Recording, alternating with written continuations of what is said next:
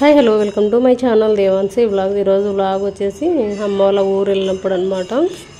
ఊరు వెళ్తాను evening next వ్లాగ్లో చెప్పాను కదా, దీనికంటే ముందు వ్లాగ్లో అదే అనమాట. ఇది ఊరు వెళ్ళిన తర్వాత ఇది నెక్స్ట్ డే మార్నింగ్ మా పిల్లలు ఇద్దరు మా చెల్లి ముగ్గురు కలిసి అన్న చెల్లెలు ఆటలు ఆడుతూ ఉన్నారనమాట. ఈ చిన్నపిల్ల గులిపిల్ల అంటే గులిపిల్ల కాదు, బాగా అల్లరి చేస్తుంది. మా బాబు గాని కాడికి బాగా పోతుంది కానీ వాళ్ళ అక్క దగ్గరికి పోదనమాట. వాడు బాగా ఎత్తుకుంటాడు, ఈ పిల్ల ఎత్తుకోలేదు. ఇంకా అమ్మ ఉంది బయట చూడండి, కనిపిస్తుంది కదా. అమ్మ ఏదో పొయ్యి అంటిస్తూ ఉంది అనుకుంటాను, నీళ్ళు కాగబెట్టాలి చిన్న బాబుకి అనేసి. నాకు మా అమ్మ వాళ్ళ ఊరు అంటే చాలా ఇష్టం. పుట్టినలు అంటే ఇష్టం అని కాదు కానీ ఇష్టమే, ఎవరికైతే ఇష్టం ఉండదు. కాకపోతే ప్లేస్ ఇదిగోండి ఇలా ఉంటుంది, ఓపెన్ ప్లేసు. బయట కూర్చోడానికి చాలా బాగుంటుంది అనమాట. చూడండి ఎంత నీట్గా ఉందో బయట అయినా సరే. చెత్త కానీ ఇంకా ఇలా ఏముండదు అనమాట. చెట్లు నీట్గా ఉంటుంది. వర్షాకాలం అయినా సరే ఎప్పటికప్పుడు నాన్న కానీ అమ్మ కానీ క్లీన్ చేస్తూ ఉంటారు. ఇక్కడ కూడా మొత్తం ఊడ్చేస్తుంది అనమాట చీపుడుతమ్మ. చింత చిగురు కూడా వచ్చేసింది. ఈసారి ఒకసారి తిన్నాను ఊరు వెళ్ళిన తర్వాత. చింత చిగురు పప్పు బాగుంటుంది, పచ్చడి కానీ పప్పు కానీ. చింత చిగురు కూడా వచ్చేసినప్పుడు చెట్టుకి చూడండి ఎంత ప్లేస్ ఉంటుందో. ఇది వచ్చేసి మెయిన్ రోడ్డుకి అనమాట. అదే అవతల సైడు రెండు సైడ్లు వాకిలు ఉంటుంది అనమాట. తూర్పు సైడ్ ఒకటి, ఉత్తరం సైడ్ ఒకటి, రెండు సైడు వాకిలు ఉంటుంది. మెయిన్ ఇది. ఉదయాన్నే బండలు కూడా తుడిచేస్తాను అనమాట డైలీ అమ్మ. రోజు మేము లేకుంటే తుడుస్తుంది, వీలైనప్పుడల్లా తుడుచుకుంటుంది. లేదంటే నీళ్ళు పోసినే కొట్టేస్తుంది అనమాట. మేముంటే మాత్రం డైలీ తుడుస్తాము. ఇంక ఇదిగోండి బయట పడుకోవడము చాలా బాగుంటుంది ఇలా ఉంటే. ఇంట్లో ఏమున్నా వండుకోవడం తినడం అంతవరకే అనమాట. ఎక్కువ శాతం బయటనే ఉంటాము. ఇంక చెల్లి కొడుకైతే ఇప్పుడిప్పుడు నిద్ర లేస్తూ ఉన్నాడు అనమాట. మార్నింగే అమ్మ వాళ్ళ ఇంట్లోకి బాగా ఫుల్ ఎండ వస్తుంది, సూర్యకిరణాలు బాగా పడతాయి అనమాట ఇంట్లో. ఇంకా బాబు గారిని ఇలా పడుకోబెట్టేసి డైరెక్ట్ ఎండ పడేలాగా పెట్టేసామన్నమాట. ఉదయం ఎండ చాలా మంచిది కదా, విటమిన్ డి కూడా ఉంటుంది ఎండలో. ఇదిగోండి తూర్పు వాకిలి అనమాట ఇది. అవతల సైడ్ ఉత్తరం వాకిలి ఉంటుంది. డైరెక్ట్ ఎండ ఇంట్లో పడుతుంది.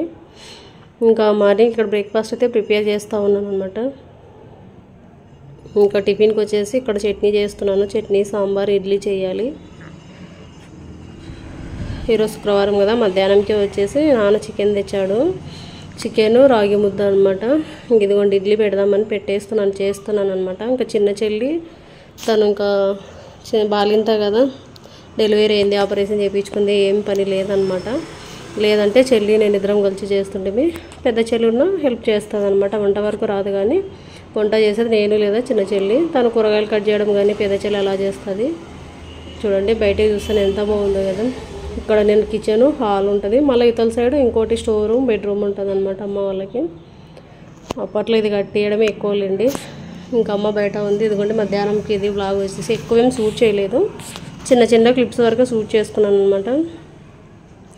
ఇంకా చిన్న చెల్లికి ఆమ్లెట్ వేసాను, తను చికెన్ తినకూడదు కదా అనేసి. చిన్న పాపకు చెల్లికి ఆమ్లెట్. ఇక్కడ చికెన్ చేస్తూ ఉన్నాను. చికెన్ రాగి ముద్ద అనమాట. రాగి ముద్ద అయితే అమ్మ చేస్తుంది, చికెన్ వరకు నేను చేశాను. అన్నం ఉడికే వరకు ఉన్నాను కానీ తర్వాత అమ్మ పిండి వేసి కలిపేదంతా అమ్మనే చేసింది. మ్యాక్సిమం మేము వెళ్తే అమ్మని రానియండి, నేనే వీలైనంత వరకు చేస్తాను. ఇంకా పెద్ద చెల్లి చిన్న చెల్లి ముగ్గురం చేసేపాటైతే అస్సలు అమ్మనే రానేను. ఇంకా మేమే చేసుకుంటాము. ఇప్పుడు చిన్న చెల్లి లేదు, పెద్ద చెల్లి లేదు కాబట్టి అమ్మ కూడా చేస్తుందన్నమాట.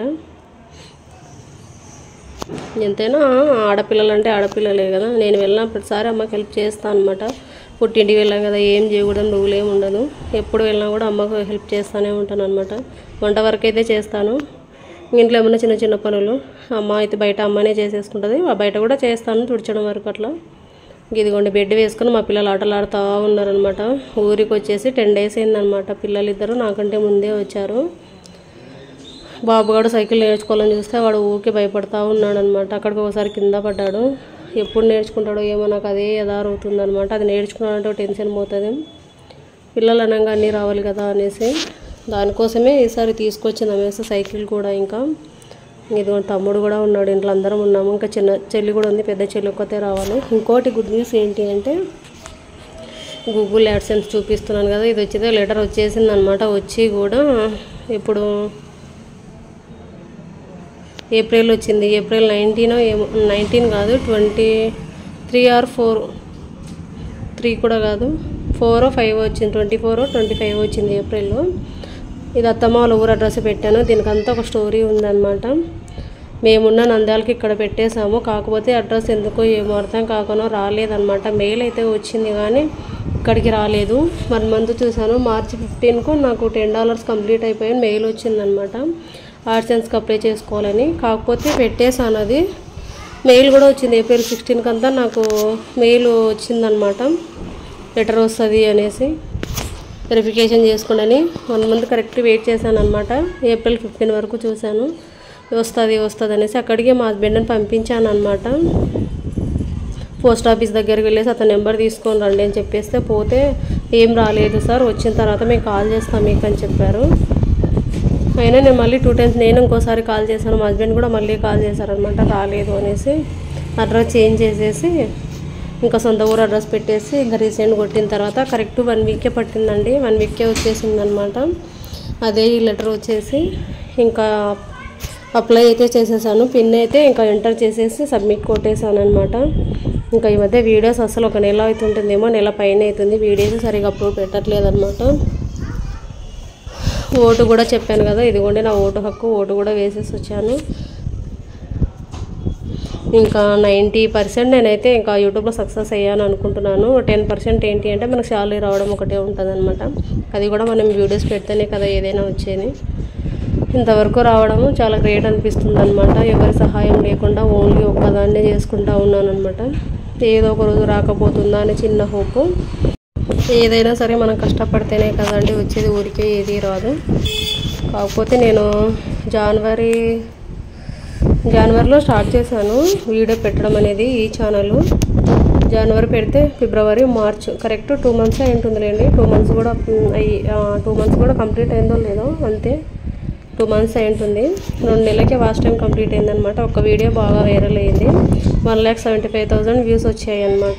స్టిల్ ఇప్పటికీ అప్పుడు ఒక వ్యూ ఇప్పుడు ఒక వ్యూ వస్తూనే ఉండేదన్నమాట. ఆ వీడియోకి వచ్చేసి దానికే వాచ్ టైము 3,750, దగ్గర 3,800 గంటలు వచ్చాయి అనమాట ఒక వీడియోకి.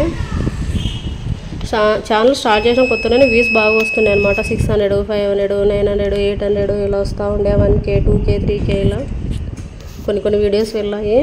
ఇంకోటి 12,000 వచ్చిందనమాట. హౌస్ క్లీనింగ్ పెట్టాను, అది ఆ రెండింటికే వాచ్ టైము కంప్లీట్ అయిందనమాట. మధ్యలో కొద్ది రోజులు వీడియోస్ పెట్టలేదు. 2 months వేసుకున్నా కూడా 2 నెలలకే నాకు వాచ్ టైం కంప్లీట్ అయింది. జనవరిలో స్టార్ట్ చేశాను కదా, ఇంకా సెప్టెంబర్లో సబ్స్క్రైబర్స్ కంప్లీట్ అయ్యిందనమాట. సబ్స్క్రైబర్స్ రావడానికి టైం పట్టింది.